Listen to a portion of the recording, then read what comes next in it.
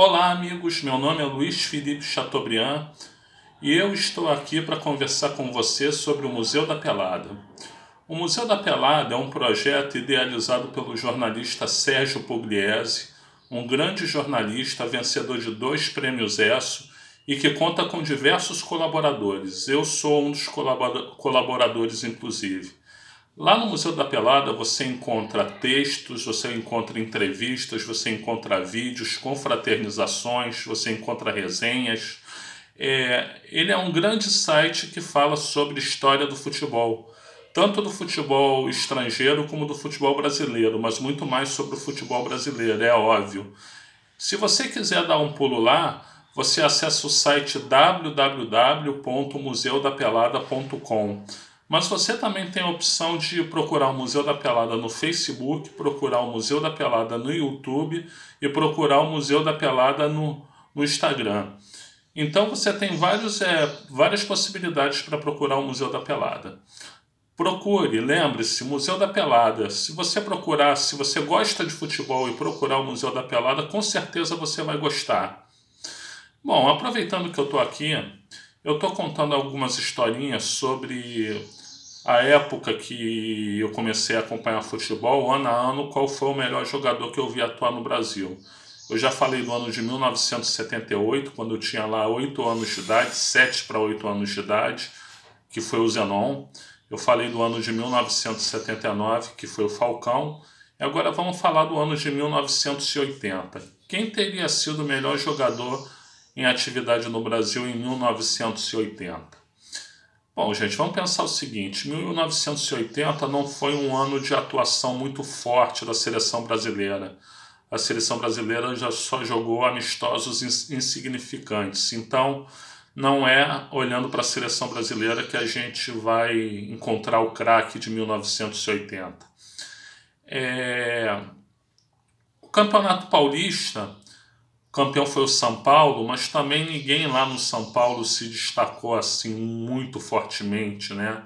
E o campeão carioca foi o Fluminense, mas também não houve um grande destaque no Fluminense, né? Então a gente tem que ir para o Campeonato Brasileiro, né? E necessariamente vamos para os 2 finalistas, né? Atlético Mineiro e Flamengo, que, diga-se passagem, fizeram uma final, o jogo final no Maracanã foi um jogo sensacional, um dos maiores jogos que eu vi na minha vida, se não o maior jogo que eu vi na minha vida, né?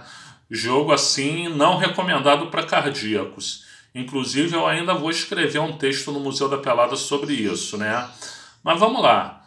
Atlético Mineiro, cérebro do time, jogando uma barbaridade, Toninho Cerezo, né? E craque do time, que inclusive nesse jogo final jogou muito, mas muito mesmo, inclusive machucado, fez gol e tudo, Reinaldo. Então temos aí 2 candidatos, né? E do outro lado, do Flamengo, em tese, o cérebro do time era o Carpegiani, né? E o craque do time era o Zico. Então aí temos 4 candidatos. Ora, o Carpegiani, ele já estava mais em fim de carreira, né? Porque, inclusive, ele dividia ali a titularidade. Às vezes o meio-campo era... O meio-campo mais usual naquele campeonato foi Andrade, Carpegiani e Zico. Mas aí tinha o Adílio, então às vezes ficava Andrade, Adílio e Zico, ele não jogava. Às vezes ficava Carpegiani, Adílio e Zico, que era o meio-campo normal 1 ou 2 anos antes e tal. Então o Carpegiani às vezes jogava, outras vezes não jogava, ele estava mais em fim de carreira. Então o Carpegiani meio carta fora do baralho, né? Ficamos então entre Zico, Toninho Cerezo e Reinaldo, né? O que pesa muito é o seguinte, como campeão foi o Flamengo, né?